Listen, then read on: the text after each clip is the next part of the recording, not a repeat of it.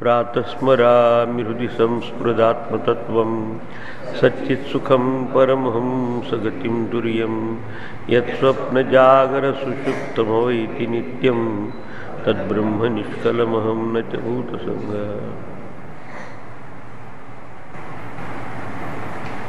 अज्ञानकलुषं जीवं ज्ञानाभ्यासाधिनिर्मलम् कृत्वा ज्ञानं स्वयं नश्येत् जलं कटकरेणुवत्। बाकीच्या सगळ्या साधना सहाय्यक आहेत अंतःकरणाच्या शुद्धीसाठी. तसं कुठलेही काम करत असताना त्याच्यासाठीची प्रिपरेशन ही महत्त्वाची आहे. पण नुसती तयारी करून कुठल्याही गोष्टीचा रिझल्ट किंवा आपल्याला फलश्रुती प्राप्त होत नाही. त्या संपूर्ण बाकीच्या साधना जप तप उपासना उपवास हे सगळ्या ह्या आपल्या अंतःकरणाच्या शुद्धीच्या साधना आहेत. पण अंतःकरण शुद्धीचा पर्यवसान शेवट आत्मज्ञानामध्ये झालं पाहिजे. कारण मुख्य कारण आहे आपल्या बंधनाचं आत्मस्वरूपाचं अज्ञान. आणि कुठलीही समस्या मग व्यवहारातली असो की परमार्थाची असो प्रथम कारण शोधून पहा आणि कारणाचं निराकरण केलं तरच कार्याचं निराकरण होऊ शकतं. वरवर पाहिलं असताना तुमचं आमचं काहीही दुःखाचं कारण असू शकेल पण मुख्य कारण आहे आपल्या आत्मस्वरूपाचं अज्ञान आणि त्यालाच म्हणताय अविद्या. म्हणून विद्या अविद्या निहंतेव तेजस तिमिर संगवत अशा तऱ्हेचं विधान शंकराचार्यांनी केलं की विद्या हीच अविद्येचं निराकरण करणारे आहे. दुसरा काहीही उपाय नाही. कशाबाबतची विद्या? आत्मविद्या हेच आत्म अविद्या दूर करण्यासाठी उपाय. दुसरा काही कॉम्प्रोमाइजिंग मार्ग नाही. आता हे सांगून झाल्यानंतर पुढे सांगितले की हा जीवभावाला जो येतो आहे तो कसा की आपल्या स्वरूपाचं ज्ञान विसरल्यानंतर परिच्छिन्न इव अज्ञानात परत जोर दिला. अज्ञानामुळं जणू काही परिच्छिन्नासारखं तो आपल्या स्वतः भासत असतो. तसं आकाश एकच असतं पण घटाच्या माध्यमातून पाहिलं की त्याला परिच्छिन्न झाल्याचं वाटत होतं घटामुळं. मठ असेल चार भिंतीत असेल मठाकाश म्हणतो पण आकाश एकच असतं. तसंच हे जरा बाजूला उपाध्याय केल्या की ते आकाश तसंच. तसा हा आत्मा देखील एकच आहे आपल्या ह्याच्यात पण प्रत्येकाच्या अंतःकरणात प्रतिबिंबित तो जेव्हा होतो ते चैतन्य त्या म्हणतात जीव. Consciousness reflected in subtle body is जीव. आपल्यामध्ये असलेले चैतन्य हे जेव्हा सूक्ष्म शरीरात प्रतिबिंबित होत असतं त्याला म्हणतात जीव.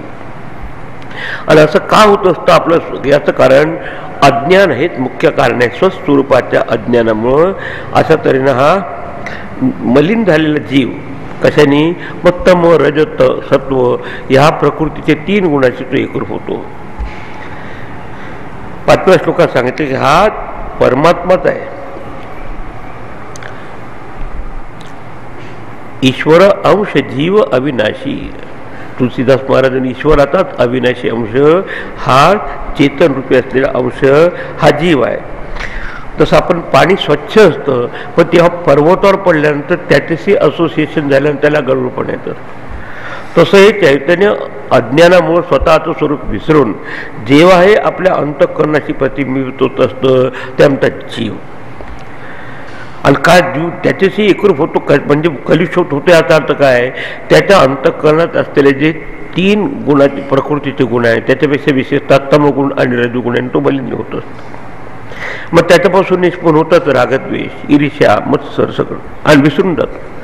सो रज तम आणि तत्कार्यम रज तम आणि त्याचं कार्य म्हणजे राग द्वेष निद्रा आलस्य प्रमाद आदी नानाविध मलिन वासना विशिष्टम जीवम. मग ह्या वासनेशी तो एकरूप झाला की आपलं स्टेटस पूर्णत्वाचं स्टेटस विसरून जातो जीवभाव. कशामुळं स्व अज्ञान वशात आपल्या स्वस्वरूपाच्या अज्ञानाशी वशवून आणि मग तो सुपाधिकता प्राप्त म्हणजे उपाधीशी एकरूप होऊन मग त्या उपाधी कोणत्या वगैरे सांगणार आहे. आत्मानं असं आपला जीवभाव समजल्यानंतर त्याच्यातून निघण्याचा मार्ग कोणता आहे ज्ञानाभ्यासाधी निर्मल. आपण अज्ञानाचा अभ्यास सगळं आयुष्यभर केलेला आहे आणि त्याच्यामुळे निष्पन्न काय झालं की जे आपलं शुद्ध स्वरूप आहे त्याच्यामध्ये देहोहम इत्येव जडस्य बुद्धी मी देह आहे. आणि देहा इथं म्हटल्यानंतर मग देह स्थूल आहे तर मी स्थूल आहे, देह कृष आहे तर मी कृष आहे, माझ्या मनामध्ये विक्षेप आला तर मला विक्षेप आले, माझं मन शांत झालं तर मी, हा प्रत्येक वेळेस आपला अहम या उपाधीशी संलग्न करून आपण स्वतःचं व्यक्तित्व जाणतो, आपलं शुद्ध स्वरूप आपण जाणतो. हीच कलुषितता आहे. म्हणजे अंतःकरणाशी एकरूप होऊन तादात्म्य होऊन आपलं स्वरूप विसरून जाऊन रागद्वेषाच्या घरतीमध्ये पडणं, याला म्हणतात त्याची कलुषितता आहे. तसं सोनं देखील शुद्ध असतं, पण ते तांब मिसळल्यानंतर थोडंसं त्याच्यात कलुषितता होत जाते, आणि त्याला जर परत प्युअर जर जाणायचं असेल तर परत तुम्हाला अग्नीवर त्याला तापवून बस तांब बाजूला आणि सोनं बाजूला कर. तसंच हे सांगायचं त्याला. मात्र त्याच्यातून निघण्याचा कोणता मार्ग आहे? ज्ञानाभ्यासाधी निर्मल. ज्ञानाभ्यासाचा अर्थ जरा जा गुरुजनांच्या पासून त्याचं परत श्रवण करा, त्याचा तुम्ही आत्मा विचार करा आणि मग निधिध्यासन करा. हीच प्रक्रिया त्याची.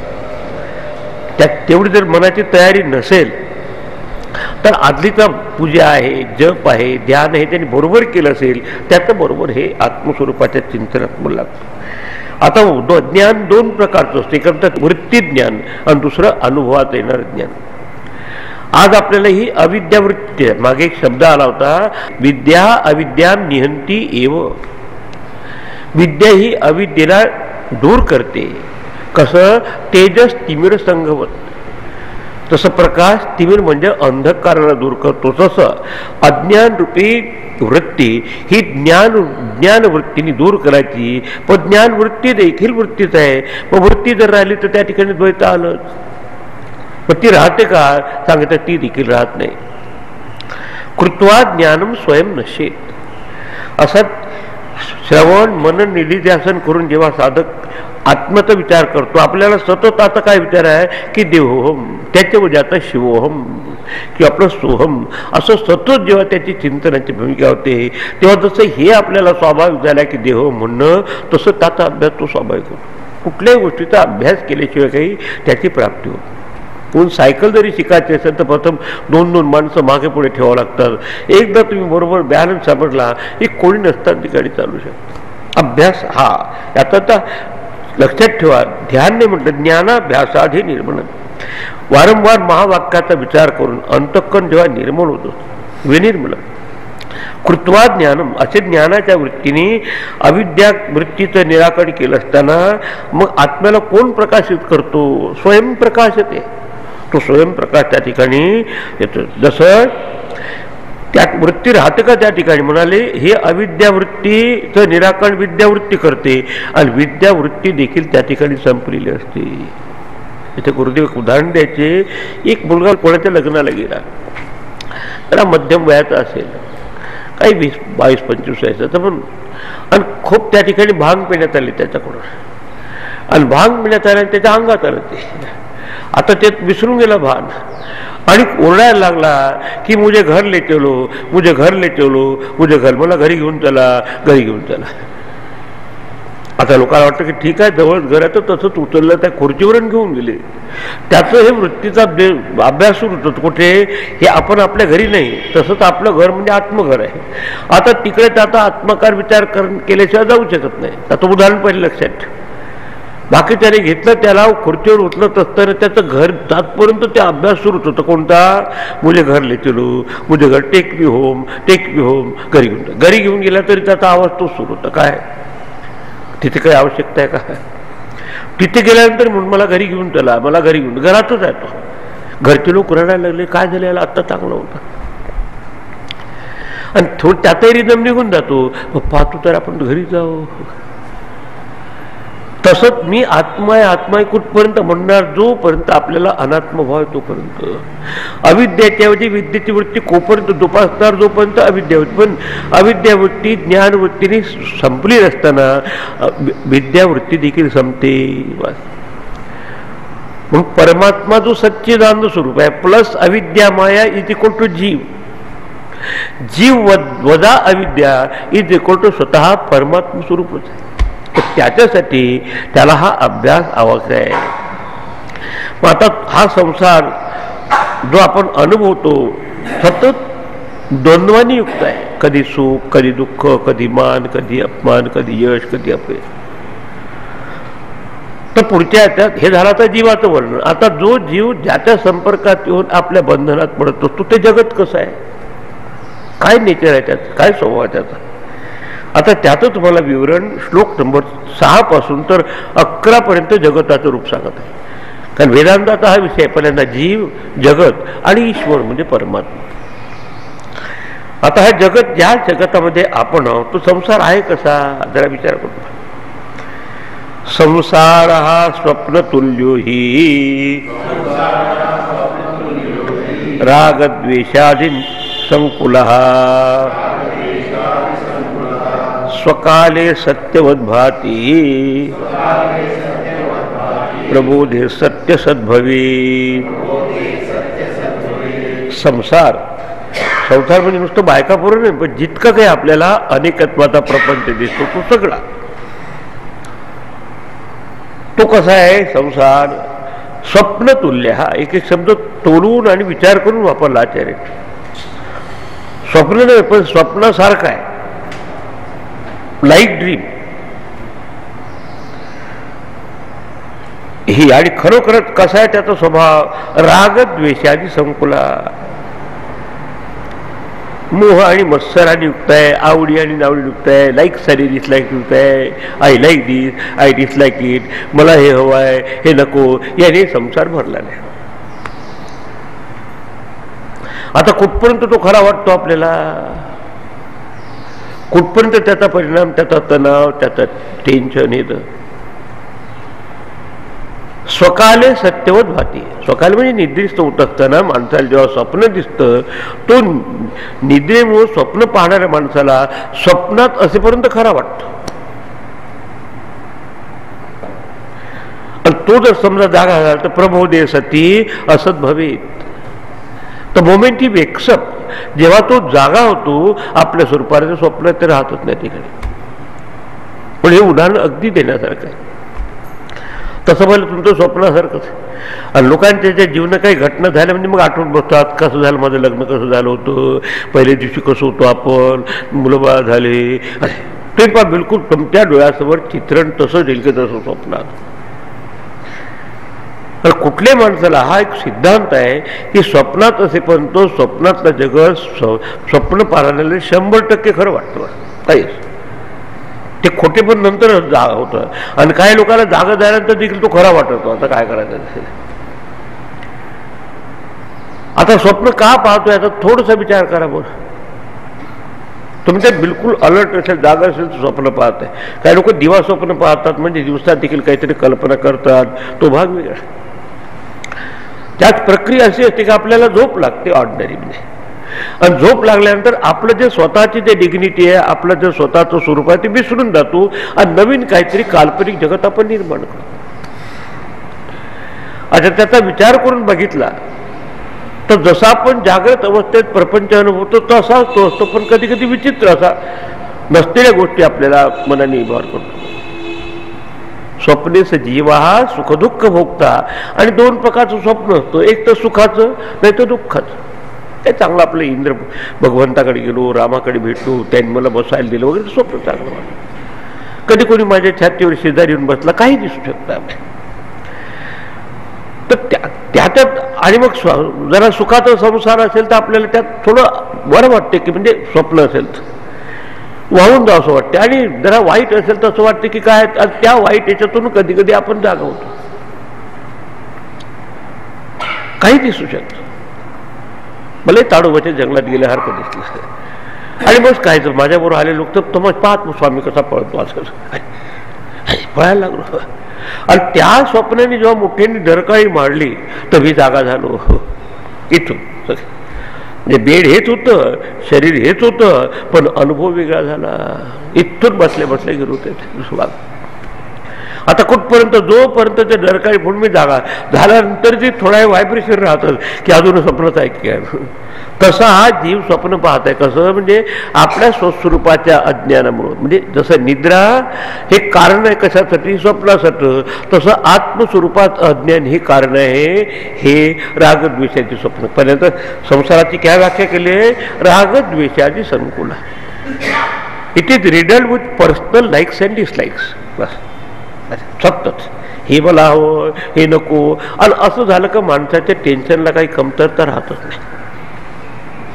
जग व्यवस्थित आहे, पण आपल्या म्हणून संसार हा स्वप्नतुल्य, स्वप्न म्हणजे प्रपंच. आणि नुसत्या एवढ्याने नाही घ्यायचं, ते आपलं बाकीचा आहे जागृत मधला प्रपंच, तसा स्वप्नाचा निद्राती प्रपंच. 3 प्रकारचा प्रपंच आहे. स्थूल प्रपंच आपण जागृत अवस्थेत अनुभवतो, सूक्ष्म प्रपंच आपल्या स्वप्नावस्थेत अनुभवतो, आणि कारण अवस्थेत असताना आपलं निद्रेचा प्रपंच, याला म्हणतात प्रपंच. जागृत, स्वप्न, सुषुप्ती आदी प्रपंचम असं म्हटलं आपल्या उपनिषदात. पण ते समजण्यासाठी हे उदाहरण सफिशियंट आहे.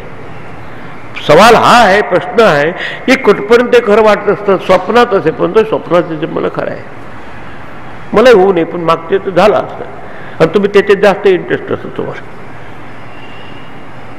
इकडे यायच्या आधी पहिल्या एका बाई लग्न केलं झालं, आणि ती इथे जवळची होती कुठली साताऱ्याच्या जरा. आता तिच्याशी काही पटलं नाही, झालं आपण ड्रायव्हर घ्यायला परत 5-6 महिने 1 वर्ष थांबावं लागलो. ते सगळं झालं, आणि नंतर मग दुसरीशी लग्न केलं झालं. आता तिच्यापासून 2 मुलं झाले, 1 मुलगा आणि 1 मुलगी. आता काय कर, असं करता करता नोकरी सगळं झालं. आता तेव्हा वाटलं नाही का, आणि खूप तणाव आला, तेव्हा वाटतं की आपण आता निघून जायचं तुला. अरे कधी कधी माणूस वैतागून जातो ना. मुलगा वगैरे छान शिकवत होता आपण, मुलगी भलतेच मार्ग लागली, सतत टेन्शन, घरी आल्यानंतर इतका त्रास व्हायला झाला. मग असं करता करता बायको इतक्या जोराने ओरडली माझ्यावर की मी स्वप्नातून जागाच झालो इथे या आश्रमात. आता हे कुठपर्यंत खरं वाटलं तुम्हाला? तसं काही नाही, तुम्हाला उदाहरण तरी सांगा. काही ते सुचत. कधी कधी आपण कोणा प्राईम मिनिस्टरच्या चेंबरमध्ये गेल्यासारखं दिसतं, त्याने आपल्याला पद्मभूषण दिल्यासारखं. हे सगळं हे नाटकच आहे बघा. आपल्याला पाहतो 50 वेळा सांगू, पहा मला पद्मभूषण, काही पद्म नाही भूषण नाही खरं, तेवढा पुरतं खरं. 2च गोष्टी आहे, एक तर सुख आणि दुःख. सुखाची वस्तू असेल तर राग म्हणजे अटॅचमेंट असं तेच आहे, दुःखाची वस्तू असेल तर तिरस्कारून आपण पळायचा प्रयत्न करतो. दोन्हीमध्ये वास्तविकता राहत नाही. पण ही वास्तविकता टिकते कुठपर्यंत? जोपर्यंत स्वकाले स्वप्नकाले सत्यवत भाती. याच्यावर तर मांडुक्याने एक पूर्ण प्रकरण दिलं मिथ्यात्व सांगा. इथे शंकराचार्य संपूर्ण तत्वज्ञान उभं केलं. ब्रह्म सत्यम जगन मिथ्या. परमात्मा सत्य आहे, पण आपलं ब्रह्मस्वरूप विसरल्यामुळं आपण जेव्हा अंतःकरणाची एकरूप होऊन अंतःकरणात रागत द्वेष असतात तेव्हा आपला संसार सुरू होतो. कुठपर्यंत खरं वाटेल? स्वकाले सत्यवत भाती. स्वप्नकाले काही काही माझे उदाहरणं रिपीट करतो, पण तुमचा विचार पक्का व्हायच्या दृष्टीने एवढा उद्देश आहे, बाकी काय. तसं भारत सांगतंय.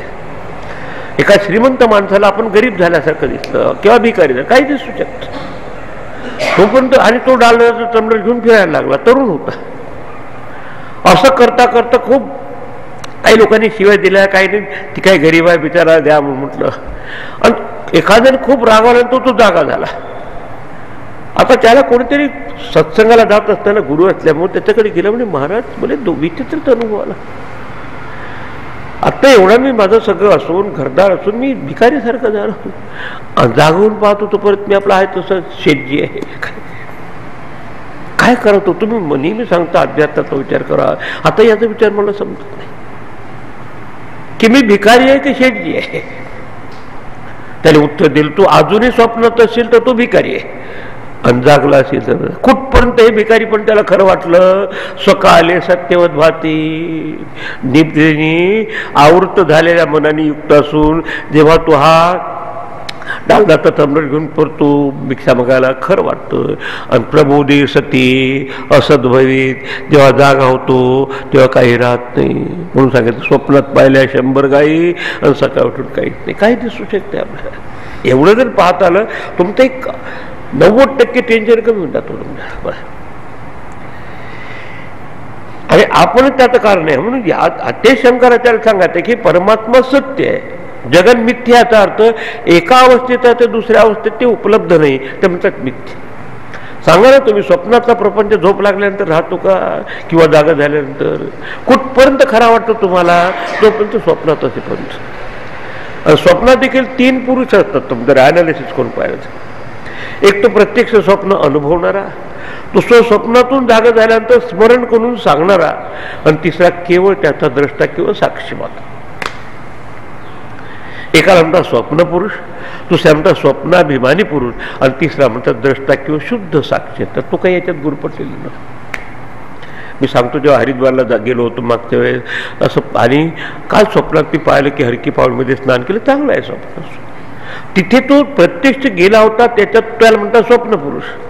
जागावून तुम्हाला तो सांगतो, स्मरण करणारा, कारण तुमचं स्वप्न मी नाही सांगू शकत, माझं तुम्ही नाही सांगू शकत, म्हणजे अनुभव घेणारा आणि सांगणारा एकच असला पाहिजे, हा स्वप्नाभिमानी पुरुष. पण तिसरा जो आहे, ज्याच्यामुळे आहे स्वप्न दिसलं, ते केवळ चैतन्य स्वरूप असलेला निर्विकार साक्षी पुरुष. पण तो आपलं साक्षी स्वरूप विसरल्यानंतर अंतःकरणाशी एकरूप होतो. तेव्हा त्यानंतर जीव, आणि जीव झाला की रागद्वेषादी संकुला. मग रागद्वेषाने आपला सगळा तमाशा उभा करतो. पण भगवान म्हणत आहेत, ते देखील कुठपर्यंत खरं वाटतं. स्वप्न काले सत्यवत पाहते, तोपर्यंत तुम्हाला निद्रेचा प्रभाव जात नाही, तोपर्यंत स्वप्न खरं वाटतं. आणि स्वप्नातून जर मुक्त व्हायचं स्वप्नाच्या दुःखातून, तर दुसरं स्वप्न करून नव्हे, पण स्वप्नाचं कारण जे निद्रा आहे तिथून जागा व्हा. आणि ते जागा करण्यासाठी हे वेदांताचं श्रवण हाच उपयोग. आपल्या लक्षात येतं आपण कोण आहे. प्रबोधी सती असं प्रबोधी म्हणजे जेव्हा समजतं की मी देह नव्हे आत्मा आहे, तेव्हा ह्या सगळ्या गोष्टी समजतात. आणि याचा प्रकारचं आपल्याला मांडुक्यात एक श्लोक येऊन गेला असा पहिल्या प्रकरणात. म्हणून त्याच्या ठिकाणी निद्रेची आणि स्वप्नाची व्याख्या केली की अज्ञान रूपी निद्रेमुळं रागद्वेषादी किंवा ह्या बाकीच्या मी आणि माझेपणाच्या प्रपंचात झोपलेला हा जीव स्वप्नासारखा असतो. पण गुरुजनांचा समागम झाल्यानंतर तेव्हा त्याला समजते की आपलं हे स्वरूप आहे. अनादि माया सुप्त जीव हा असं म्हणतात. अनादि माये म्हणजे अज्ञानाच्या गर्तेत झोपलेला हा जीव यदा प्रबुद्धते, त्या प्रबुद्धीच्या बरोबरचा शब्द काय, का प्रबोधे सती, त्यामुळे जागा होतो. तेव्हा जागा होतो. गुरुजन आम्हाला हे तत्वज्ञान सांगतात अलार्म सारखं बसा, आला म्हणून जसं जागा झाल्यानंतर ते समजतं. यदा प्रबुद्धते तेव्हा त्याला लक्षात येतं अजम अनिद्रम अस्वप्नम अद्वैतम बुद्धीते. तेव्हा समजतं की आपला आत्मा न जन्मलेला आहे, त्याच्यात त्याला मरण नाही आहे. अनिद्र म्हणजे त्यात अज्ञान नाही आहे. निद्रा म्हणजे स्वस्वरूपाचं अज्ञान, आणि त्याच्यामध्ये हे रागद्वेष दुसरं काहीच नाही. तर तसंच सांगत आहे की त्याच्यातून हा उपाय आहे की गुरुजनांचा समागम साधून विचारून घ्या. प्रबोधे सती अद्वैत ब्रह्मात्म विज्ञाने सती, की आपला आत्मा हेच ब्रह्मस्वरूप आहे हे प्रथम गुरुजनांकडून ऐकून त्याचं मागच्या श्लोकात सांगितल्यापर्यंत वारंवार अभ्यास करून कसं होईल.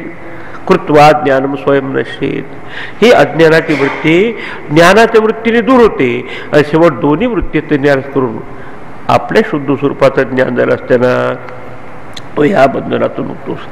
प्रबोधे सती असत होईल. आता काय, असत्यच आपल्याला सत्य वाटतं, सत्यवत भाती, पण जागा झाल्यानंतर लक्षात येतं की खरं वस्तू आपले पूर्ण स्वरूपच आहे हे सांगतं. आणि याच्यानुसारच याला आधारूनच शंकराचार्याचं हे तत्व आहे. कोणतं, ब्रह्मसत्यम परमात्मा सत्य आहे, आणि जगत मिथ्या. जगत म्हणजे तिन्ही प्रकारचं, जागृत स्वप्न सुषुप्ती, यालाच म्हणतात प्रपंच, यालाच म्हणतात काय तर जगत. जगत म्हणजे गच्छती ती जगत जे सतत बदलत आहे. आणि तुम्ही विचार करून सांगू शकता की जागृतचा प्रपंच स्वप्नामध्ये बाधित होतो, मला होय किंवा नाही. आता कोणत्या अवस्थेत तुम्ही जागृत, समजा तुम्हाला मध्येच काही घरची कल्पना आली तर तुम्ही बसल्या बसल्या कुठेतरी चक्कर फिरता. स्वप्नात त्यावेळेस आपल्याला भान राहत नाही की आपण क्लासमध्ये बसलो आहे की म्हणून. तसं स्वप्नात काहीतरी वेगळं उभं, म्हणजे जागृतचा प्रपंच मला स्वप्नात उपलब्ध नसतो, स्वप्नाचा प्रपंच माझ्या निद्रेत नसतो. गाढ झोप लागल्यानंतर बाहेर काय आत काय मला ना ज्ञानम नापी तत्कार्यम न सत्यम नापी चांद्रुतम. खरं काय खोटं काय मला झोपेच्या अवस्थेत समजत नाही, बाहेर काय आत काय समजत नाही. गाढ निद्रेत असतो. म्हणजे अशा गाढ निद्रेच्या वेळेस स्वप्नात जे मनाचं स्पंदन आहे तेही राहत नाही. जागृत अवस्थेत मनाचं स्पंदन विषयासहित असतं, स्वप्नावस्थेत मनाचं स्पंदन बाहेरचे विषय नसताना असतं. पण निद्रेच्या अवस्थेत दोन्ही मनाचं मन नसल्यामुळं स्पंदन राहत नाही, पण अविद्या राहते. आणि अविद्या किंवा विद्या अविद्या नियंतीव. आणि जेव्हा गुरुजनापासून आणि शास्त्रानुसार बोध होऊन आपलं स्वरूप समजतं, तेव्हा विद्या आणि अविद्या दोन्ही संपून आपल्या स्वरूपाच्या स्थितीत राहतो, तेव्हा निद्रा प्रपंचाला देखील बाध होतो. आता मिथ्याचा काय अर्थ केला तसो जे बाधित होतं ते सत्य आणि जे अबाधित राहतं ते मिथ्या. एवढं तर समजलं. लक्षात आलं माझा भावार्थ. कशासाठी तुम्हाला चाचपून पाहायला पाहिजे पक्क. काही ना तुमच्याकडे जे व्हरायटी ही शंकराचार्य मिथ्या म्हणजे सांगायचं की सत्याचा अर्थ तिन्ही काळामध्ये अबाधित राहते ते सत्य आणि एका काळात दुसऱ्यात राहते ते मिथ्या. काय चुकलं त्यांचं.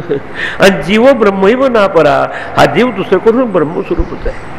द रिफ्लेक्टेड सन, सूर्याचं प्रतिबिंब हे सूर्यापासून वेगळं नाही, फक्त ते पाणी आटलं पाहिजे. तसं विचाररूपी पाणी विक्षेप जरा संपता आपल्या स्वरूपाच्या तिथे आहे तसंच असते. अगदी सरळ मार्ग आहे शंकर. अशा तऱ्हेनं प्रबोधेसाठी म्हणजे नुसतंच नव्हे पण आपल्या स्वरूपाच्या ठिकाणी जागा झाल्यानंतर हे सगळा प्रपंच त्या ठिकाणी राहत नाही. राग, द्वेष, ईर्ष्या, मत्सर, मोह, आवड नवड तिथे राहत. हे मनाचा सगळा खेळ. मन नुरे मग तिथे काय. म्हणून ज्ञानेश्वर माऊली म्हणते की ज्याच्यावर हा संसाराचा प्रपंच दिसतो तो पडदा जर फाटला, त्यावेळेस सिनेमा नव्हता पण एक कल्पना केली, जे ते हे संसार चित्र उमटे तो मनोरूप पटू फाटे, सरोवर आटे मग प्रतिमा काही. दोन उदाहरणं देते. आजचं उदाहरण घेता येईल की आपल्या पडद्यावर प्रोजेक्शन करत असतो. कसं असतं, तशी माणसाची फिल्म आहे तसं दिसतं. काहीतरी ट्रॅजेडीची असणार फिल्म, कधी कॉमेडीची असणार. कुठपर्यंत खरं वाटेल, जोपर्यंत पडदा आहे तोपर्यंत, किंवा वरची फिल्म आहे तोपर्यंत फिल्म बाजूला काढा, क्लीन पडदा. तसा ब्रह्मरूपी पडद्यावर हे आपला आडपडदा आलाय. कशाचा? रागद्वेष. कुठपर्यंत? जोपर्यंत आपण ब्रह्म हे जाणत नाही तोपर्यंत. हे एक उदाहरण. दुसरं, सूर्य एकच असतो पण त्याचं प्रतिबिंब दिसायला लागतं पाण्यावर. ते कलुषित म्हणजे जर पाणी जर घाणेरड असेल तर प्रतिबिंब घाणेरड असतं, पाणी जर स्वच्छ असेल तर स्वच्छ असतो. खऱ्या अर्थाने सूर्य एकच असतो पण अनेकसा भासतो, अनेकसा होत नाही तो. आता हे देखील आहे का अनेक पण कुठपर्यंत खरं वाटतं, जोपर्यंत सरोवर आटत नाही तोपर्यंत. सरोवर आटे मग प्रतिमा काही नाही. तसे आहे. तसं आपल्या अंतःकरणातल्या शेवटचे विचार जाऊन आपल्या स्वरूपाच्या स्थितीत गेल्यानंतर लक्षात येतं की हे अधिष्ठानच फक्त खरं. प्रबोधेसाठी म्हणजे आत्मस्वरूपाबाबतची जागृती सद्गुरूच्या कृपेत झाली असताना हे असत भवित. असत म्हणजे हे दिसतं, आपल्याला दिसत नाही असं नाही, पण याचं किती महत्त्व द्यायचं आपल्या लक्षात येतं बाकी. म्हणून बाधित होतं ते असत किंवा मिथ्या, आणि जे अबाधित राहते ते सत्य आणि ते अधिष्ठान, त्याच्यावर काहीही परिणाम होत नाही. तसं ढग येतात, खेतात, निघून जातात, पण आकाश ते उगे. आकाश तसंच असतं. तसं उदाहरण ज्ञानेश्वर माऊ दिले की घरचे राहते घरी, घरचे काही न करी, अभ्र धावे अंबरी, आकाश ते उगे. घरामध्ये किती घडामोडी होत असतात, पण घरावर काही परिणाम होतो का? काही लग्न होतात, काही मुलंबाळ होतात, काही जमतात, काही भांडणं होतात. तसंच हे ओम इज युअर होम, ओंकार आपला, त्याच्यामध्ये बऱ्याच घटना घडत असतात. कशामुळं? मनाच्या खोडकरपणामुळं. आता मनाचं खोडकर समजलं काय होईल? मन नुरे मग तिथे आपल्या अशा स्वरूपाच्या ठिकाणी प्रबोधेश जागा झाला असताना असत भवे, म्हणजे तेव्हा ही काही राहतच नाही. आणि हे दोन्ही यांनी घ्यायचं. लक्षात ठेवा, केवळ स्वप्नापुरतं घेऊ नका. जागृत प्रपंच देखील असा बाधित होणार आहे. स्थूल प्रपंच आहे जागृत, सूक्ष्म प्रपंच आहे स्वप्नाचा, आणि कारण प्रपंच आहे निद्रेचा. तिन्ही तुरेमध्ये बाधित होतो सांगायचं. म्हणून पहिला कधी म्हणून आपण तो श्लोक पाठ करा दररोज सकाळ उठल्यावर म्हणा, प्रातस्मरामी, त्याचा अर्थही दिला त्याने. आता हे झालं. आता कुठपर्यंत जगात आपल्याला खरं वाटतं जीवाला? ठीक आहे, जगत ही आपल्या मनाची कल्पना आहे. मन आहे तोपर्यंत जगत आहे. आणि as the mind so the world projected. जसं मन आहे तसं जग आपल्याला दिसतं. झालं. आता हे कुठपर्यंत खरं वाटतं, कुठपर्यंत आहे अज्ञानाचं जो परिणाम स्वप्न आहे ते खरं वाटतं. भगवान शंकराचार्य पुढच्या 7व्या श्लोकात सांगत. उदाहरण देऊन दुसरं परत. प्रत्येक श्लोकाचं वैशिष्ट्य आहे की तुम्हाला नुसतं सिद्धांत नाही पण उदाहरण देऊन सांगत आहे. कुठपर्यंत जीवाला हा प्रपंच 100% खरा वाटतो, आपलं स्वरूप विसरतो. ऐका, तावत् सत्यम जगत भाती शुक्तिकारजतम यथा यावन्न ज्ञायते ब्रह्म सर्वाधिष्ठानमद्वयम्। कब तक सच्चा लगता है, कुठपर्यंत खरं, यावत आणि तावत, यावत जब तक, तावत म्हणजे तब तक, जोपर्यंत सर्वाधिष्ठानम अद्वयम, सगळ्याचं अधिष्ठान जे परमात्मा स्वरूप आहे, सच्चिदानंद स्वरूप परमात्मा, ते सगळ्याचं अधिष्ठान आहे, त्यालाच ब्रह्म म्हटलं आहे. की जोपर्यंत हे सत्य जे जगताचंही अधिष्ठान आहे, कारण अधिष्ठानाशिवाय भ्रांती होत नाही, त्याचं पण उदाहरण दिलं. त्याचा अनुभव किंवा त्याची दृष्टी, तावत जगत सत्यम भाती, जिथपर्यंत जगत खरं वाटतं. जगत म्हणजे तिन्ही प्रकारचं घ्या, स्थूल सूक्ष्म कारण प्रपंच. कुठे जा तुम्ही, इथून अमेरिकेत जरी गेले तर तुम्हाला तीनच अनुभव नाही, एक तर झोप लागते, नाही तो स्वप्न पाहता, नाही तर जागृत होत. तर हे कुठपर्यंत खरं वाटतं जीवाला, मागे सांगितलं की जोपर्यंत तू जागा होत नाही, तसंच हे जोपर्यंत अधिष्ठानाचं त्याला ज्ञान होत नाही की मी अधिष्ठान स्वरूप ब्रह्म आहे, तोपर्यंत हे जगत खरं वाटतं. मग उदाहरण घेतलं ना सब्जेक्टिव्ह, कुठपर्यंत आपल्याला स्वप्न खरं वाटतं, जोपर्यंत मी झोपेतून जागा होत नाही तोपर्यंत. म्हणून ह्या जोपर्यंत दृश्य जगाचं अधिष्ठान हे ब्रह्म म्हणजे सत्यम ज्ञानम अनंतम ब्रह्म. सत्यम म्हणजे तिन्ही काळात अबाधित असलेलं, ज्ञानम म्हणजे चित स्वरूप असलेलं ज्ञान, आणि अनंत म्हणजे देशानी कालानी वस्तूंनी परिच्छिन्न नसलेलं जे आत्मतत्व, जे सत्यतत्व आहे, ते आपल्याला जोपर्यंत उमलत नाही, लक्षात येत नाही, तोपर्यंत वाटेल ते काय, तोपर्यंत हे जग खरं वाटणं. कशा प्रकारचा, आता कथम उदाहरण दिलं, शुक्तिका रजतम यथा. यथा म्हणजे ज्याप्रमाणे शुक्तिका, शिंपल्याला म्हणतात शुक्तिका, त्याच्यामध्ये मोती असतो. आता दुरून पाहिल्यानंतर आपल्याला शुक्तिका म्हणजे ते शिंपलं चांदीसारखं वाटतं, आपल्या इथून समजत नाही.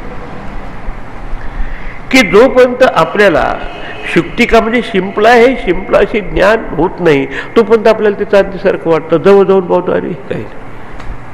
हे दोन उदाहरणं वारंवार शंकराचार्य देणार, पुढे येणार आहे.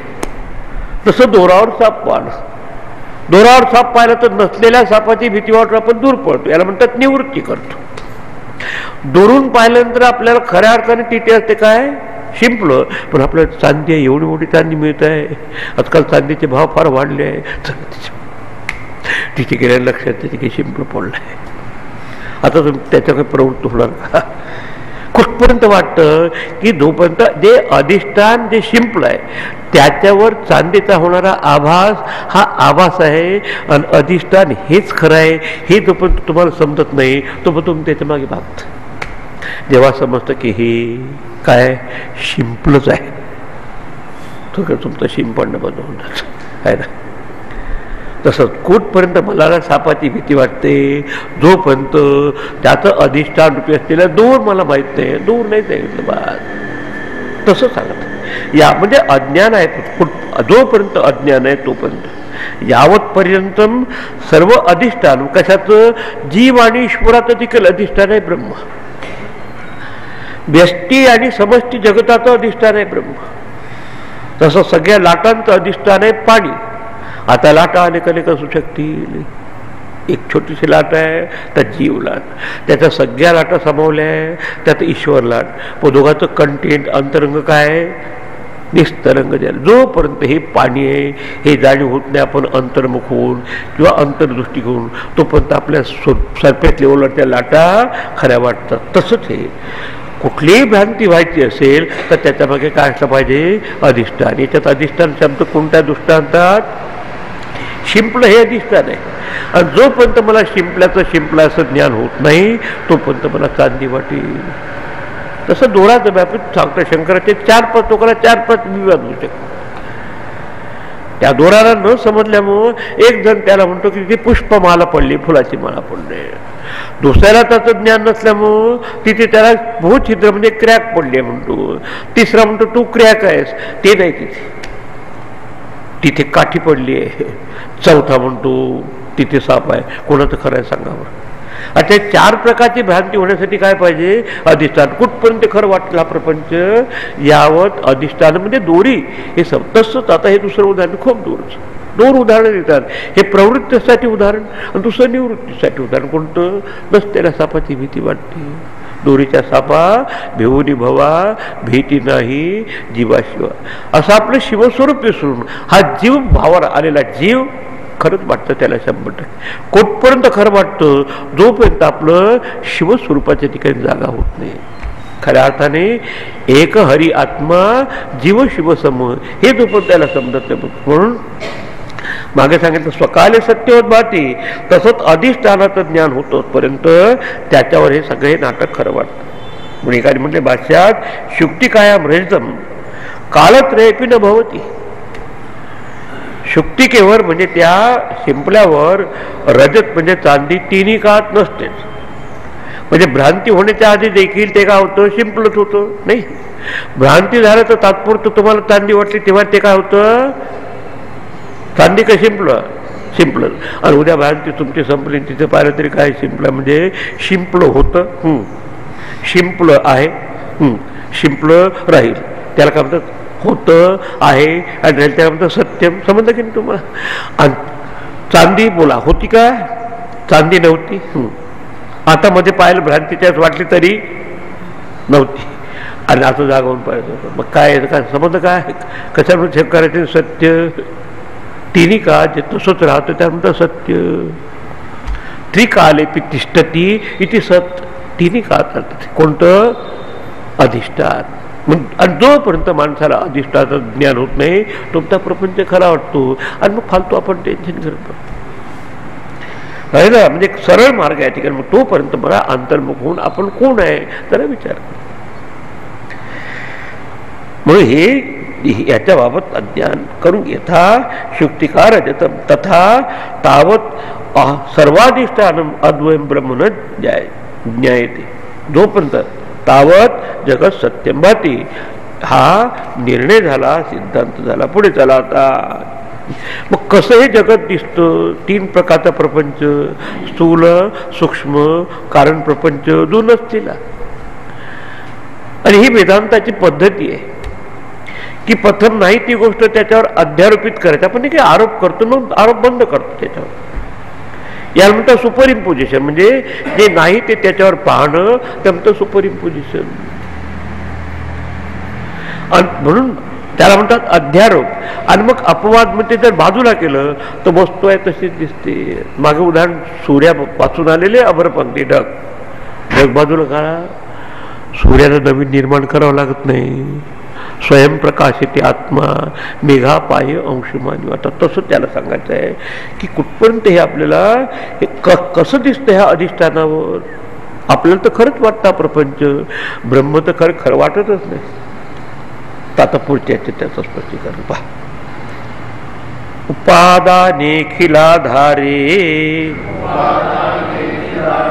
जगंती परमेश्वरे सर्गस्थितिलयान्यन्ते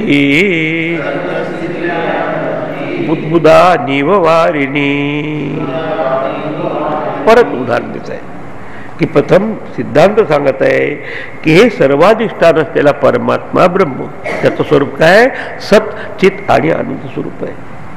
असा उपादाने अखिलाधारे तो सगळ्याचा आधार आहे. तसं भ्रांतीचा आधार काय? आता पण ते शिंपलं दाखवलं किंवा दूर आहे तसं जो आधार आहे त्याच्यावर हे कसं वाटत आहे? अनेकत्व. खऱ्या अर्थाने एकच आहे, अनेकत्व नाही. वारिणी बुद्बुदानी इव. वारिणी म्हणजे पाण्यावर तसे बुडबुडे येतात, छोटी मोठी. त्याच्यावर 3 प्रकारचे जगात ठेवतात. सर्ग स्थिती लयानी अंती. सर्ग उत्पत्ती, त्याच्यानं काही दिवस संगोपन अनलय. प्रत्येक कुठल्याही जगाकडे पहा. तुम्हाला जरी वाटत असलं आपण परमनंट नो, फिजिकली कोणी परमनंट नाही आहे. पशुपक्षी जन्माला येतात, राहतात, मरतात. डास जन्माला येतात, राहतात, मरतात. देव देखील स्वर्गलोकात राहतात. काही दिवस पुण्य संपलं की त्यांना परत खाली येऊ लागतं. तुम्ही आम्ही जन्म घेत असतो, राहतो. आता प्रत्येकाला हा नियम कोणता? जन्माला येणं, स्थिती आणि लय. आणि तिघाच्या मागे ते तीन प्रिन्सिपल त्या म्हणतात गॉड. GOD. जी म्हणजे जनरेटर, निर्माता. O म्हणजे ऑर्गनायझर, संगोपन करता. आणि D म्हणजे डिस्ट्रॉयर, म्हणजे काय विलीन करता किंवा विनाश करता. ते तीन ब्रह्मा, विष्णू, महेश्वर. आता ते तीन फेजेस आहेत कॉस्मिक फ्रिक्वेन्सीज. कोणत्या? क्रिएशन, सस्टेनन्स, डिस्ट्रक्शन जगत. आणि तीन प्रकारचं जगत असतं. ते देखील जागृत अवस्थेत देखील खरं वाटतं आपल्या जागृत प्रपंच. स्वप्नावस्थेत सूक्ष्म जगत अनुभवतो. निद्रावस्थेत वासना युक्त असलेला ते फक्त संसार राहतो. म्हणताय ते कशावर? उपादानी अखिला आधार आहे.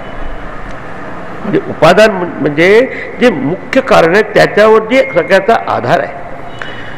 तसं आपल्याला आतापर्यंत उदाहरण कशाचं दिलं? एक शिंपल्याचं उदाहरण दिलं, कधी कधी दोराचं उदाहरण देतात. हे अधिष्ठान रूपी आहे आणि त्याच्यावर भ्रांती वाटतात. त्याच्यावर दुसरं उदाहरण देतं पाण्याचं. कसं पाणी हे अधिष्ठान आहे सगळ्या बुडबुड्यांसाठी, लाटांसाठी आणि बाकीच्या ते फेस वगैरे त्यासाठी. तर तसंच जसं पाण्यावर बुडबुडे दिसतात, बुदबुदानी इव वारिणी. वारिणी म्हणजे पाण्यावर तसे बुडबुडे दिसतात, येतात, खेतात, निघून. माणसंच आहे तसं.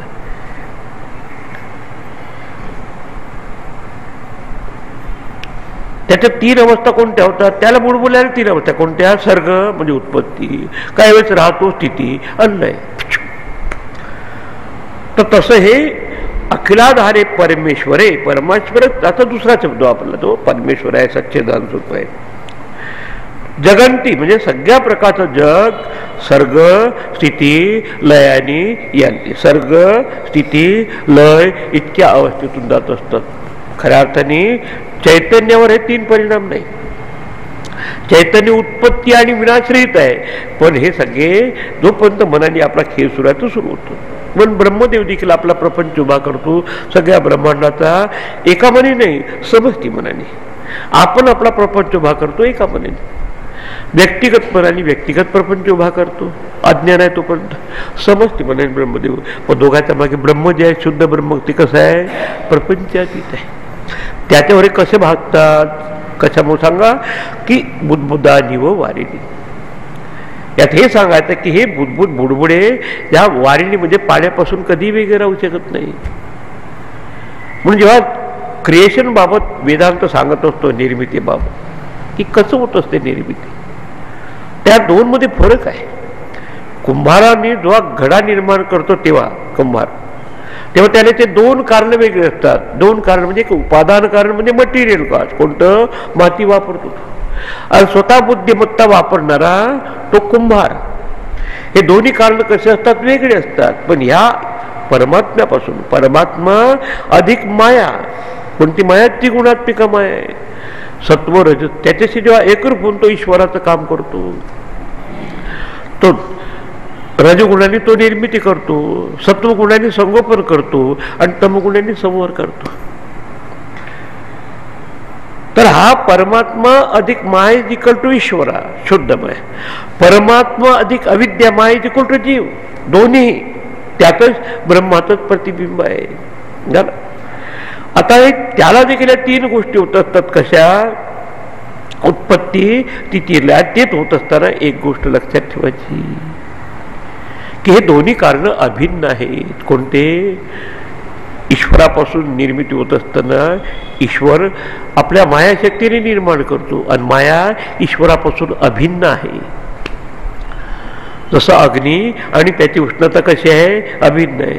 तसं ईश्वर आणि पॉवर ऑफ क्रिएशन त्याची अभिन्न आहे. बाकीचे हे दोन कारण कसे असतात? भिन्न आहे.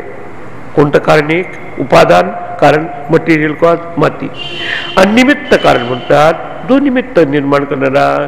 कोणता घट निर्माण करायचा, किती आकार द्यायचा, रंग कोणता द्यायचा, हे दोन. पण या ईश्वरापासून जेव्हा सृष्टी निर्माण होते तेव्हा ईश्वर निर्माता आणि त्याने निर्माण करण्यासाठी वापरली त्याची माया शक्ती ही कशी आहे? अभिन्न आहे. कशासारखी? आपल्या अग्नी आणि त्याच्या उष्णतासारखी. बस म्हणून याला म्हणतात अभिन्न निमित्त उपादान कारणम. बाकी त्याच्यात भिन्न दोन्ही कारण. आणि त्यासाठी आपल्या वेदांतात उदाहरण दिलं आहे. त्यांनी पुंडकोपनिषद आहे त्याला माहीत आहे की ऊर्ण नाभी. ठीक आहे. आता कोळी म्हणतात ना, तो आपल्या लाळेपासून तंतू काढतो आणि मग उत्पत्ती स्थिती आणि लय करत असतो. पण तंतू त्याच्यापासून वेगळा राहतो का सांगा बरं तुम्ही? नाही. आता तंतू तो कुठनं काढतो? बाहेरून नाही घेत, त्याच्याजवळ. म्हणून ती power of creation is latent and potent in the infinite. ही निर्मितीची शक्ती त्या भगवंतामध्ये त्याचं स्वरूप म्हणूनच आहे. म्हणून हे दोन्ही कारण कसे आहे? अभिन्न आहे. तसं ते मकडी म्हणजे कोळी आणि त्याने वापरली लाळ जशी वेगळी नाही. इव्हन नेट जरी निर्माण केले तरी ते वेगळे राहू शकत नाही. निर्माण करतो, खेळतो, विड्रा करतो. तिथे आणखी दोन उदाहरणं दिली आहे निर्मितीसाठी मुंडकोपनिषद. असं ऐकल्यानंतर असं वाटतं की ठीक आहे, हे उदाहरण तुम्ही देता कोळ्याचं, तर त्याला काहीतरी खेळायचं असतं आपल्याला. तसं देवाला तुमच्या आमच्या जीवनाची खेळायचं म्हणून काही सुखात दुःखात पाडतो का? नाही. तर तिथे यथा पृथिव्याम औषधया संभवून. पृथ्वी फक्त आधार देते अधिष्ठान रूपाने, पण त्याच्यावर येणाऱ्या झाडं कोणते येतात? तसं पेराल तसं उगवेल. तसं तुम्ही आमच्या कर्मानुसार प्रत्येक जण आपलं सुखदुःख भोगत असतो. ईश्वराला त्याचं काही प्रयोजन नाही. आता पृथ्वी जड आहे, तसा परमात्मा तुमचा जड आहे का? तिसरं उदाहरण दिलं. यथा सतत पुरुषात केशलोमानी. तसं जिवंत पुरुषापासून केस वाढत असतात, मेल्यानंतर केसाची वाढ होत नाही. तसंच हे तीन गोष्टी चालल्या प्रपंचात: उत्पत्ती, स्थिती, लय. समजा आणखी त्याच्या वासना राहिल्या तर परत जन्म आणि परत काही दिवस आपलं प्रपंच आणि परत मरण सगळ्याला लागतं. तर हे सगळे मग व्यक्तिगत स्तरावर असो जीवाच्या किंवा समष्टी स्तरावर ब्रह्मदेवाच्या बाबतीत असो समष्टीपणाने, या तिन्ही गोष्टी अधिष्ठानावर केवळ अध्यारोपित आहे. आणि अधिष्ठानापासून ते काय आहे? अभिन्न आहे, भिन्न नाही. पण त्यासाठी तसं बुडबुडे पाण्यात असतपर्यंत किंवा फुटल्यानंतर देखील पाण्यापासून कसं आहे? अभिन्न असतात. तसे तुम्ही बुडबुडसारखे झालं. आता पुढे आता हे याच्यावर हा सगळा जो एक आहे परमात्मा, मग अनेकत्व कसा भासतो? खऱ्या अर्थ अनेक होतो का? आता दुसरं उदाहरण सांगा. सच्चिदात्मन्यनुस्यूते नित्ये विष्णु प्रकल्पिता व्यक्तय विविधा सर्वाः हाटके कटकादिव. आता हे बघा, तुम्ही हे शब्द ऐकला आहे, सच्चिद आनंद स्वरूप असलेला. तर दोन शब्द आहेत.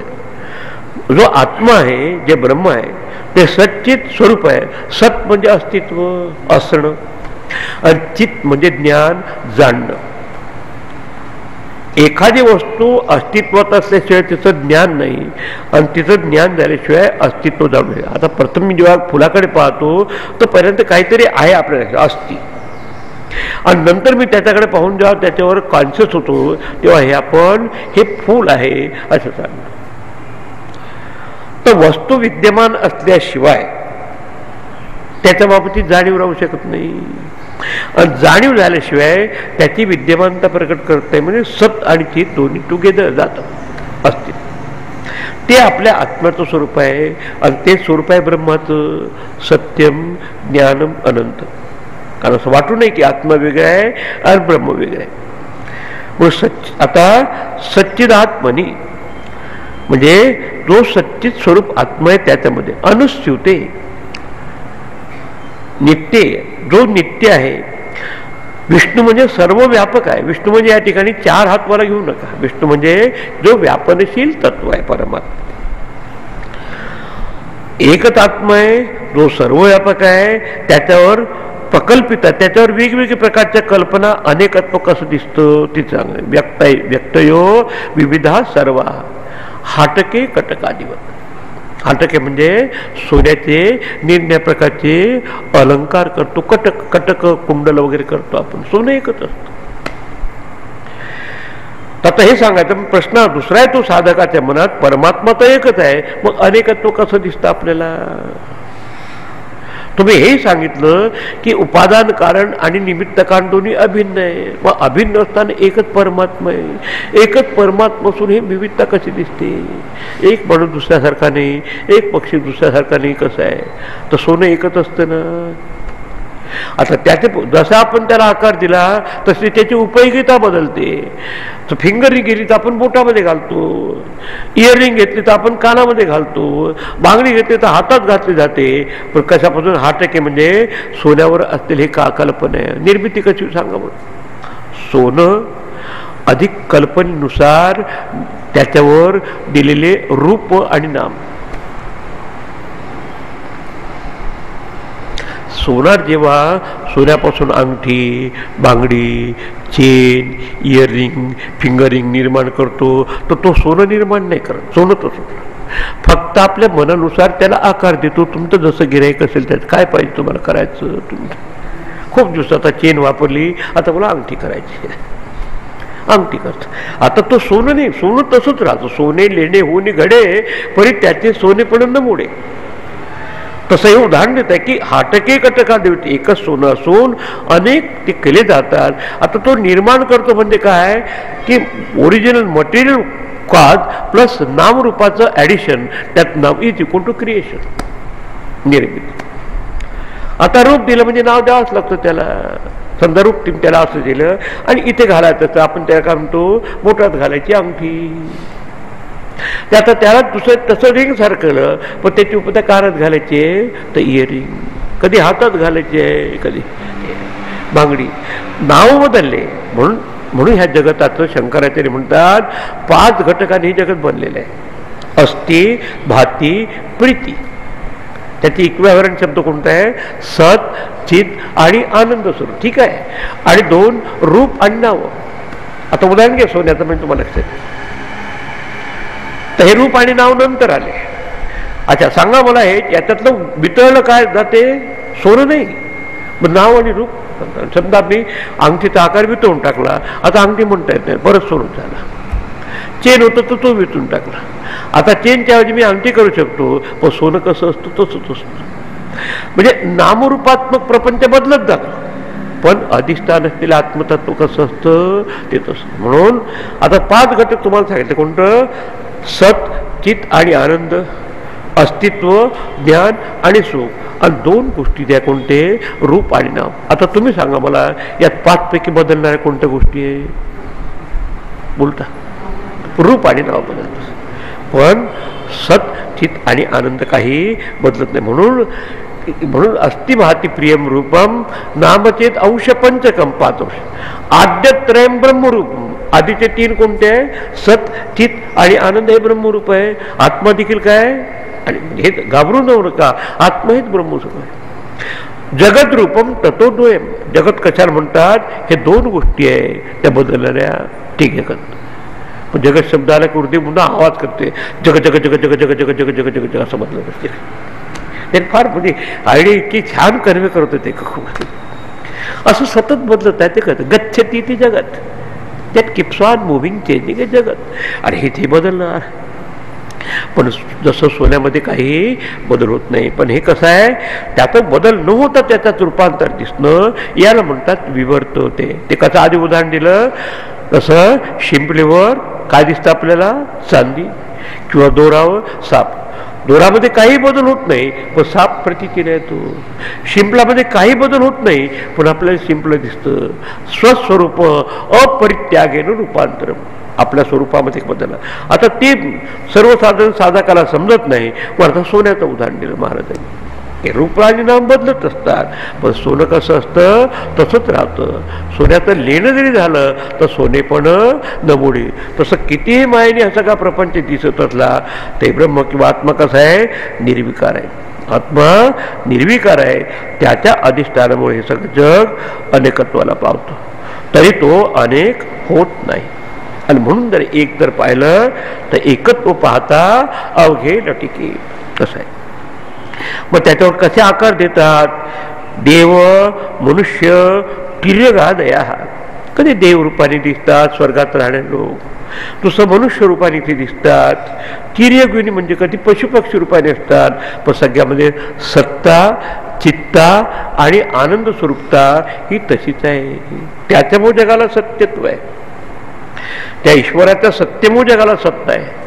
ईश्वराच्या चैतन्य स्वरूपामुळे जगाला चेतनता आहे. आपल्या बुद्धीमध्ये थोडं जे नॉलेज आहे ना ते तो ज्ञान स्वरूप आहे म्हणून, आणि त्याच्यामुळे आपल्याला सुख आहे म्हणून आपल्याला थोडंसं सुख मिळतं. तिळाचा लाडू गोड होतो तो तिळामुळे नव्हे, पण गोड असलेले काय असते? साखर. तर म्हणून त्यात काही बदल. म्हणून या सत्य या जग सत्यम, ज्याच्या सत्तेने जगाला सत्य आहे. या चैतन्येनं चेतनम, ज्याच्या चैतन्यतेमुळे जगाला चेतनता आहे. यत सुखात सुखरूपमच, ज्याचं सुखामुळं आपल्या इथे सुख मिळतं. तत् ब्रह्म, त्यालाच आत्मा म्हणतात. त्या आत्म्यावर काही बदल होत नाही. पण हे बाकी बदल दिसतात कशाला? ह्या जगाला. आणि जगामध्ये बदल झाला तरी आत्मतत्वाला बदल होतो. आपण जगाकडे कसं पाहतो? समुद्राकडे जसं वरवर पाहतो तसं आपण जगाकडे पाहतो. समुद्रात तुम्ही आज जरा खोलमध्ये जा, सांगा बरं, सांगा आहे का तिथे बुडबुडी, आहे का लाटा, काही? तसं आपल्या मनाच्या आत जाऊन बघा. शंकराचार्य सांगतात ते खरं. इथपर्यंत झालं सांगून आता आणखी दुसरं उदाहरण देऊन सांगतो. पहा, शंकराचार्य भेद करत नाही, विष्णू शब्द वापरला. आता शंकर असून विष्णूचं नाव कसं ना? विष्णू प्रकल्पिता. विष्णू याचा अर्थ तुम्ही शब्दाचा घेऊ नका, त्याचा आंतरिक अर्थ आहे व्यापनशील तत्व. तर विष्णू तोच आपण जरा उपासनेसाठी शंख, चक्र, गदा असं पाहतो. तर तिथे आणि आधी दुसऱ्याच्यात परमेश्वरे वाढून शंकरात म्हणजे महेश्वराचे नाव घेतलं. त्याला काही भेद नाही वाटत. मग त्याला विष्णू म्हणा की शंकर म्हणा, ब्रह्मतत्व दोघांच्या मध्ये एक आहे. त्याच्यावर सगळा असलेला हा आवाज आहे. कुठे? ब्रह्मादी स्थावरांतेषु, ब्रह्मदेवापासून तर मुंगीपर्यंत सगळा प्रसारा हा असा 3 प्रकार चाललाय. आणि असे 3 प्रकारचे उच्चावचन झाले असताना त्या ब्रह्मामध्ये काहीही परिवर्तन होत नाही. आता परत आणखी सर्व व्यापकत्व आणि त्याचं निर्विकारत्व सांगण्यासाठी दुसरं उदाहरण देत आहे. पहा, यथाकाशो ऋषिकेशः नानोपाधिगतो विभुः तद्भेदात् भिन्नवद्भाति तन्नाशे केवलो भवेत्. मग का वाटतो अनेकत्व? आम्ही नेहमी ऐकतो की परमात्मा एकच आहे, ब्रह्म एकच आहे, आत्मा एक आहे, सत्य समजला मला. मग असं का वाटतं? का बरं? आपण देखील सकाळचं मूड दुपारी राहत नाही, दुपारचं संध्याकाळी राहत नाही. उदाहरण देते. म्हणजे नानोपाधी गतः, म्हणजे निम्न प्रकारच्या उपाधीमुळं. तसं माणूस एकच असतो. सकाळी खेळायला जातो, तो शॉर्ट पॅन्ट घालून जातो, घातला की नाही असं वाटल्यासारखं. आणि तो घरी आला की तो पट्ट्याचा पैजामा घाल, माणूस तोच राहतो. ऑफिसमध्ये गेला की व्यर्थ आपला गळा बांधून निघत्या. आता तुम्ही ते तसंच हे जे चैतन्य आहे हे उपाधीमुळं एकच सर्व व्यापक आहे. परमात्मा खऱ्या अर्थाने भेद नाही. पण जसं यथा नानोपाधिगतः आकाशः, आकाश म्हणजे स्पेस, जे अवकाश देतं त्या म्हणतात आकाश. तुम्ही पहा, इथून भारतापासून येऊन रशियापर्यंत गेलं तर आकाश एकच आहे बरं. तसं जसं एअर देखील एकच आहे, पण आपण म्हणतो हे एअर इंडिया, एअर जापान, ती आपण तसं जसं एकच आकाश आहे. कसं आहे? एकच. पण नानोपाधिगता, समजा उद्या त्यांनी 4 भिंतीचा एक रूम बनवले, त्याला मठ म्हणतात, आपण मठाकाश म्हणतो. तिथे घट ठेवला तर आपण म्हणतो त्याला घटाकाश. आकाश समजलं का? आकाश म्हणजे स्पेस एकच असतं. इंग्रजीत म्हणता येईल पॉटच्या द्वारा पाहिलं तर पॉट स्पेस म्हणतो, रूमच्या द्वारा तर रूम स्पेस, पण स्पेस एक राहते. त्या म्हणजे घट आणि मठ हे कसे उपाधी आहे, पण तरी पण आकाश उपाधिस्थ असताना देखील कसं आहे? निर्विकार आहे. उद्या घट फुटेल पण आकाश फुटत नाही.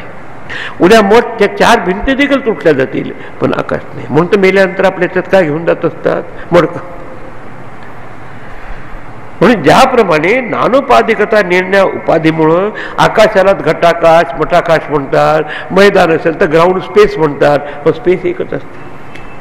तसं नानोपाधिकता विभू, विभू म्हणजे सर्व व्यापनशील असलेला परमात्मा. ऋषिकेश, ऋषिकेशाला म्हणतात ऋषिकाणाम ईशा, म्हणजे ह्या इंद्रियाणाम ईशा. ऋषिका म्हणजे इंद्रिय, इंद्रियाचा जो स्वामी आहे.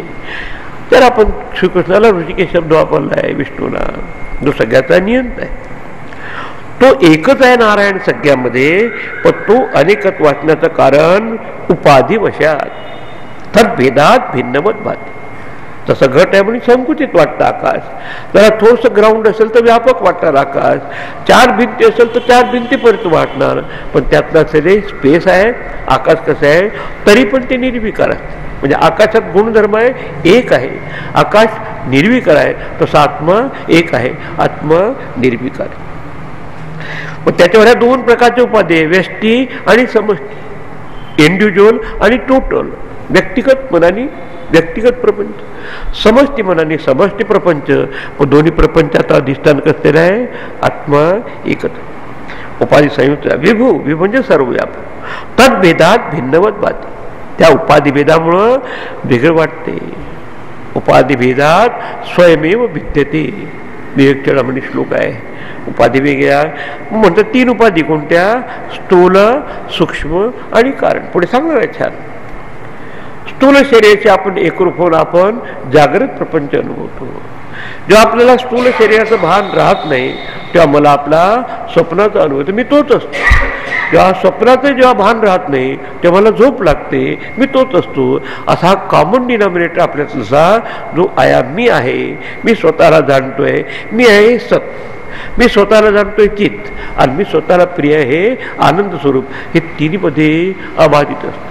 म्हणून काय म्हटलंय की एकच आत्मतत्व आहे, एक असून आणि सर्व व्यापक असून निर्विकार असून ते अनेक आणि विकारवान वाटतं. याचं कारण उपाधीशी होणारी सवड म्हणतात. स्थूल सूक्ष्म कारण उपाधी मग तन्नाशे केवल भवेत. उपाधी नाशे सती. पुण्याचं मनन उरे, मग ते काय उरे. समजा स्थूल प्रपंचाची तादात्म्य होता, सूक्ष्मामध्ये तुम्ही झेप घेतली, सूक्ष्मातून कारण म्हणजे झोपेसारख्या अवस्थेत, आणि ध्यानाने सगळे विषय निर्विषय झाले, आणि त्याचं अधिष्ठानपर्यंत काय होईल, हे तिन्ही त्या ठिकाणी राहत. तिन्हीचा प्रपंच त्या चैतन्याशिवाय राहू शकत नाही, पण चैतन्यामध्ये तिन्हीचा प्रपंच नाही. तसं इलेक्ट्रिसिटी आहे, बल्ब, हीटर आणि कूलर हे काम करू शकत नाही. पण इलेक्ट्रिसिटीमध्ये बल्ब, हीटर, कूलर उपाधी नाही. तसंच ह्या 3 उपाधी आहे. स्थूल जागृत प्रपंच अनुभव करत असतात, सूक्ष्म शरीर स्वप्न प्रपंचाचा अनुभव, कारण शरीर निद्रावस्थेत आपण असताना अनुभवतो. पण तिन्ही शरीर कुठे राहत नाही आपल्या. त्याच्यासाठी आपल्याला हा लयाची साधना केली पाहिजे. जागृतपासून म्हणजे स्थूलापासून सूक्ष्मापर्यंत, सूक्ष्मापासून कारणापर्यंत, आणि कारणापासून कारणात. ओंकाराच्या उपासनेत ह्या 3 मात्र सांगितलं. कोणत्या, अकार, दुसरं उकार, तिसरं मकार. अकाराचा लोक होऊ द्या उकारात, उकारात होऊ द्या मकारात, आणि मकारात की जो हमिंग साऊंड आहे ओम, तिन्ही ती सांगत तन्नाशे सती. म्हणजे उपाधीचा नाश. उपाधीचा नाशाचा शरीराला मारू शकत नाही. नाहीतर प्रत्येक जण आपला तो ज्ञानी झाला की शरीर मरून जाईल असं नाही. इथे असतानाच त्याची असलेलं तादात्म्य सोडून आपल्या स्वरूपाची स्थिती पाहिल्यानंतर केवल हा भवेत. केवला म्हणजे त्यात कुठल्या प्रकारचे भेद राहत नाहीत. 3 भेद आपण प्रपंचात अनुभवतो. एकाला म्हणतात सजातीय भेद, दुसऱ्या म्हणतात विजातीय भेद, आणि तिसरं म्हणतात स्वगत भेद. आता सजातीय म्हणजे त्याच जातीमध्ये असलेला भेद. तसं गायी आहे, पण गायीमध्ये आज 2 प्रकारच्या गायी सापडतात. एक गावात असलेल्या गायी आणि दुसऱ्या जर्सी गायी. गाय एकच, पण त्याच्यामध्ये भेद झाला तर काय झाला की त्या स्पेसिसमध्ये आपण भेद वाहतो. त्या म्हणतात सजातीय भेद. गाय हे जनावर आहे, त्याची माणसाची तुलना करा, खूप फरक आहे माणसाचा आणि जनावरात. जरी माणूस बरेचदा त्याच्यासारखं वागत असला तरी जनावर हे तिर्य घेऊन ये, म्हणजे असं सपाट असते त्याचं, त्याला म्हणतात तिर्य घेऊन ये. आणि माणसाचं डोकं देवाने खांद्यावर दिलं आहे, किती केलं तर थोडं कंट्रोल करू शकतो. म्हणून ह्याला म्हणतात विजाती भेद. म्हणजे एक कोणती जाती जनावर जाती, दुसरं मनुष्य जाती भेद. पण मनुष्यामध्ये देखील गुणानुसार भेद आहे. कोणी सात्विक असतात, कोणी राजस, कोणी तामस असतात. समजलं ना आता, नाही झालं बी जाती भेद. त्याचं स्वगत भेद. तसं झाडाकडे पाहावं तर फांदी, फुलं, पानं आणि बुंदा हे वेगळे असतात, पण त्याच्यात जो रस आहे तो एकच आहे. तसंच आपल्या शरीराकडे पहा. म्हणजे हात म्हणजे पाय नव्हे, पाय म्हणजे डोकं नव्हे, डोकं म्हणजे कंबर नव्हे, पण त्याच्यात मी जो आहे तो एकच आहे. तसंच हा चैतन्य रस एकच आहे. याचा मुद्दा काय सांगितला? परमात्मा एक आहे, सर्व व्यापक आहे, अभेद आहे. त्यासाठी उदाहरण कोणाचं दिलं? आकाश एक आहे, सर्व व्यापक आहे, भेद नाही. मग भेद कसे दिसतात आपल्याला? उपाधिवशात. कसं? तसं घट मठाची उपाधी सांगितली तर मग आपण शब्द बदलतो, हे घटाकाश मठाकाश. तरी पण आकाश कसं असतं? निर्विकार. तसं इलेक्ट्रिसिटी बल्बमधून काम करत असताना देखील निर्विकारच असते. उद्या बल्ब फुटला तर वीज काही फुटत नाही. उद्या बल्ब फ्यूज झाला तर वीज नाही फ्यूज होत. तसं तुमचं मन कन्फ्यूज झालं समजा एकदम, तरी पण चैतन्य काही कन्फ्यूज होत नाही. म्हणून सतत जाणलं पाहिजे की मी चैतन्य. 2 मिनिटात निघून जातं आपलं मला. तद भेदात भिन्नवत भाती शब्द वापरला. भिन्न सारखं वाटतं, भिन्न होत नाही. तन्नाशे सती केवला भवेत. तुम्ही पहा पाण्यावरती काठी मारून पहा, तात्पुरतं भंगल्यासारखं वाटतं. थोडंसं उद्या आपण सबसाईड. एक श्लोक आणखी आणि थांबे. आता पुढे मग नवीन टॉपिक होतं हा. आता कसा भेद वाटतो आणि कोणते भेद आपण पाहतो एका चैतन्यामध्ये हे सांगत आहे उपाधीमुळे. आणि मग त्या उपाधी कोणत्या हे लॉजिकली पुढे सांगतो. नानोपाधिवशा देव जाती वर्णाश्रमादया आत्मन्यारोपितास्तो ये रसवर्णादि भेदव. आणखी उदाहरण देत आहे की रस वर्ण आदि भेदव. रस म्हणजे पाणी एकच असतं आणि त्या पाण्यामध्ये वेगवेगळ्या गोष्टी सांगितल्या तर वेगवेगळं सरबत होतं. समजा गुलाब टाकलं असेल तर गुलाबाचं सरबत, वाळ्याचं तर वाळ्याचं सरबत. तसंच परमात्मा एकच आहे. मग का अनेकत्व आहे? मग जाती वर्ण आश्रमादी भेद कसे दिसतात आपल्याला? आत्मा तर एकच आहे.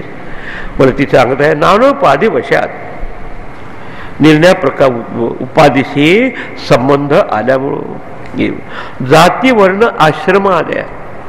आपले 4 जाती, 4 वर्ण, ब्राह्मण, क्षत्रिय, वैश्य, शूद्र. तुम्ही जन्माच्या आधी कोण होते सांगा बरं? मुसलमान, ख्रिश्चन कोण होता? विचार केला म्हणजे लक्षात दिलं. मेल्यानंतर कोण राहतो? तसा हा खरं पाहिलं तर भेद आपल्या उपाधीने केली. म्हणून त्यात मग जात म्हणतात कोणी ब्राह्मण, कोणी क्षत्रिय, कोणी वैश्य, शूद्र, ह्या गुणानुसार सांगितले. पण सत्वगुण जास्त असेल तर ब्राह्मण, रजगुणाचा अधिक्य असून सत्वगुणाचं दुसऱ्यावर हे सांगेल. पण हे गुण आहे तोपर्यंत. पण निर्गुण वस्तूमध्ये भेद आहे का सांगा ना तुम्ही? म्हणून निर्णय प्रकारचे जसे रंग, स्वाद इत्यादी स्वतः पाण्यामध्ये नसून त्याच्यावर जर आपण केलं तर आपण वेगळं ते काळ्या रंगाचं पाणी, निळ्या रंगाचं पाणी रंग टाकतो. रंग त्याचं रूप वेगळ्या. भांडे ठेवा, चौकोनी असेल चौकोनी दिसेल, गोल असेल तर गोलाकार दिसेल. ते तिसरी गोष्ट त्याला काही स्वाद ॲड करा.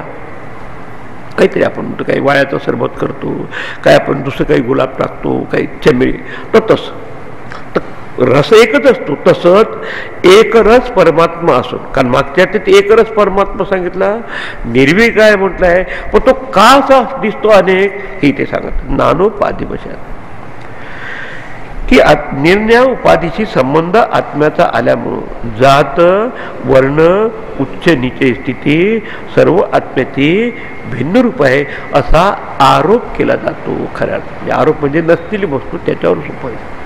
तसं दोरावर कशाचा आरोप केला? अध्यारोप सापाचा. शिंपल्यावर कशाचा आरोप केला?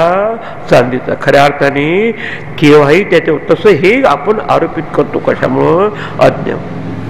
आत्मनः जात्यादी रहितत्व. आत्मा स्वभावता जाती वर्णाहून रहित आहे, तिथे नाही, हे नंतर झालं. आणि नित्यमुक्त मुक्तत्वम च सिद्धम, नित्यमुक्त हे या ठिकाणी सिद्ध केलं आहे. पण हे कुठपर्यंत समजत नाही जोपर्यंत अविद्येने आपण उपाधीशी एकरूप होतो. आता म्हणून आपण समजलं पाहिजे की त्या उपाधी कोणत्या आहे, कशाला आपल्याला ह्या भिन्नत्वावर आणतात, स्थूल काय सूक्ष्म काय. आयुष्यभर आपण हे वाचलं. आता जागृत अवस्था आहे स्थूल उपाधीशी एकरूप होऊन, स्वप्न अवस्था आहे सूक्ष्म शरीराची एकरूप होऊन, निद्रा अवस्था आहे कारण शरीराची एकरूप होऊन. मग त्या काय उपाधी आहे, कशा आपल्याला बांधतात आणि कसं त्याच्यातून आपण मोकळं व्हावं हे सांगणं क्रमप्राप्त आहे. इथे टॉपिक बदलतो ते आपण उद्याची. ओम पूर्णमदः पूर्णमिदं पूर्णात् पूर्णमुदच्यते पूर्णस्य पूर्णमादाय पूर्णमेवावशिष्यते. ओम शांति शांति शांति. हरि ओम. श्री गुरुभ्यो नमः. हरि ओम.